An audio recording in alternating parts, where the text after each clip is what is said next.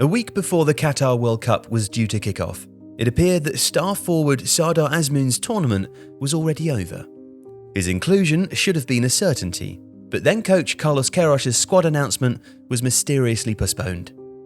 Rumour suggested that powerful forces had intervened to make sure that Azmoun was excluded from the national team, or that Queiroz, a famously rambunctious character on the touchline and off it, had threatened to resign if he wasn't allowed to pick who he wanted to play without political interference. Azmoun was eventually called up, but why would the Iranian regime want to have a say on who appears for the national football team? Well, the answer goes back more than 40 years, to the Islamic Revolution that swept the Shah from power and brought in a theocracy headed by Ayatollah Ruhollah Khomeini, but also to more recent times too. In September 2022, a young Iranian Kurdish woman by the name of Mahsa Amini died in custody after being picked up by the Ghast-e-Eshad, Iran's hated religious police. Her crime had been not covering her hair properly, and her death fueled an uprising against the regime. It has shaken the government and seen horrific acts of brutality by security forces as they try to reassert control. Social media footage has shown brave women throwing off their hijabs and being shot or beaten to death in the streets. Young men protesting alongside them have been executed in their cars. The Oslo-based Iran human rights group says that at least 326 people have been killed across 22 provinces, including 43 children. Other estimates suggest that 15,000 people have been arrested. Now, the protests are the biggest threat to the regime's survival since 1979. And the protesters have demanded the support of the most famous and influential Iranians who have huge social media platforms away from heavily censored media. Actors, musicians, poets, and, especially in a World Cup year, footballers.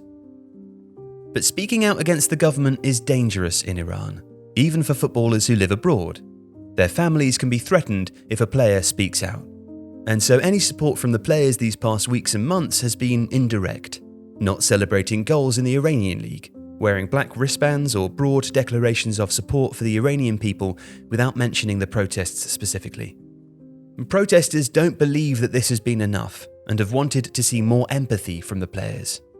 Sardar Azmoun, however, was more explicit. He posted an Instagram story to his 5 million followers that said, "The ultimate punishment for speaking out is to be kicked out of the national team, which is a small price to pay for even a single strand of an Iranian woman's hair. Shame on you for easily killing the people, and viva women of Iran. Long live Iranian women."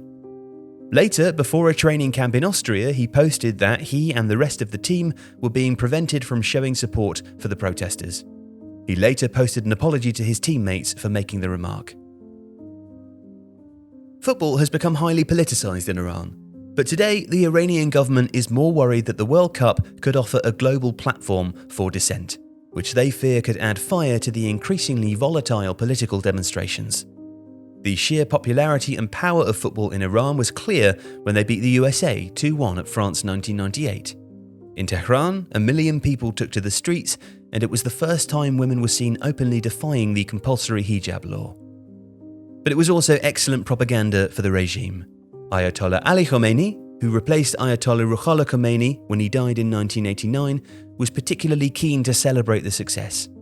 "Tonight, again," he said in an address to the national team on state television, "the strong and arrogant opponent felt the bitter taste of defeat at your hands."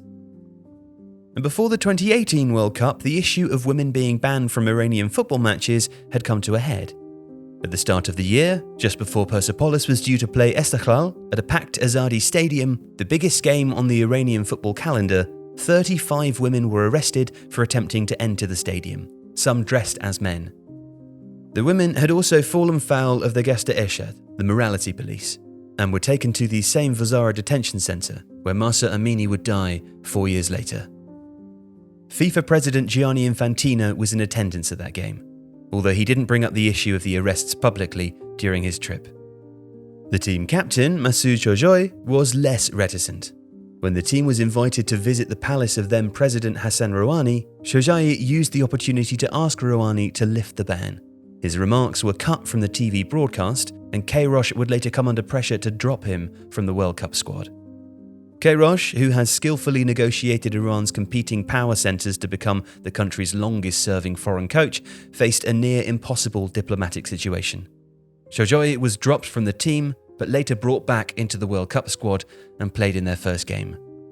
But today, it's far more dangerous to speak out. Former national team player and Persepolis veteran Hussein Mahini was arrested whilst several members of the Persepolis team were brought in for questioning over their social media posts.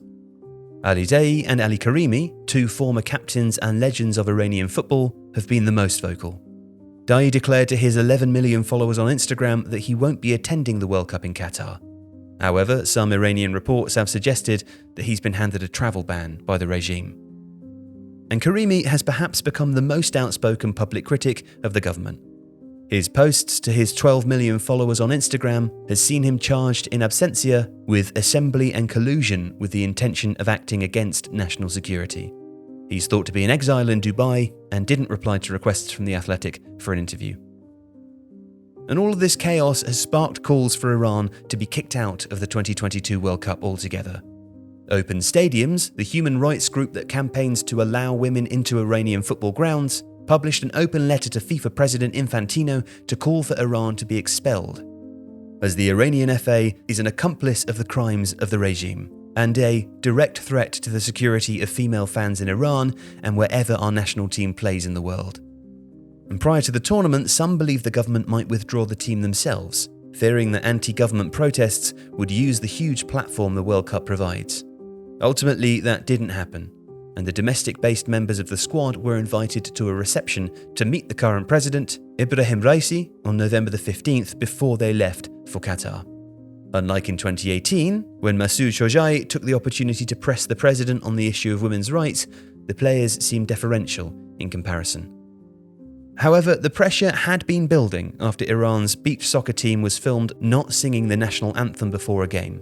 Iranian politicians have called for any players to be excluded from the World Cup squad for not singing the anthem, a song which is tied to the 1979 Islamic Revolution. As the World Cup has neared, the protests have not abated. The team arrived in Qatar, and Queiroz had already spoken publicly about his players having the right to protest and speak up about what's happening in their country. He seemed to cryptically suggest that he would lose his job if he answered a question about representing a country with a poor record on women's rights, and then left the room. Another player, former Brighton forward Ali Reza Jahanbakhsh, seemed to suggest publicly that English journalists were asking human rights questions to destabilise the team. But then, the day before the game, captain Ehsan Hashtafi became the first player to publicly back the protesters at the World Cup. He said, "Before anything else, I would like to express my condolences to all of the bereaved families in Iran. They should know that we are with them, we support them, and we sympathise with them. We cannot deny the conditions. The conditions in my country are not good, and the players know it also." Iranian football podcaster Sina Saimian believed that it would be inevitable that there will be anti-regime protests and that the majority of fans will go to the stadium for the purpose of protesting. However, several activists told The Athletic that they expected protests during the tournament to be muted, as there would likely be undercover regime agents among the crowd. One pro-government newspaper even published a list of exiled sports journalists who should be detained and, if possible, repatriated if they turned up in Doha. Now, many Iran fans back home will boycott the World Cup altogether. The UK's Iranian Community Network told The Athletic they say football is separate. No, it's not separate from the lives of people. I could see people were getting excited about the World Cup, but Iranians here and elsewhere also see this as the last straw. They want to take a stand. For some, the key moments at this World Cup will be the seconds before Iran's games kick off. Will the players sing the Islamic Republic's national anthem? Either way, it will be seen as a signal to the protesters back home.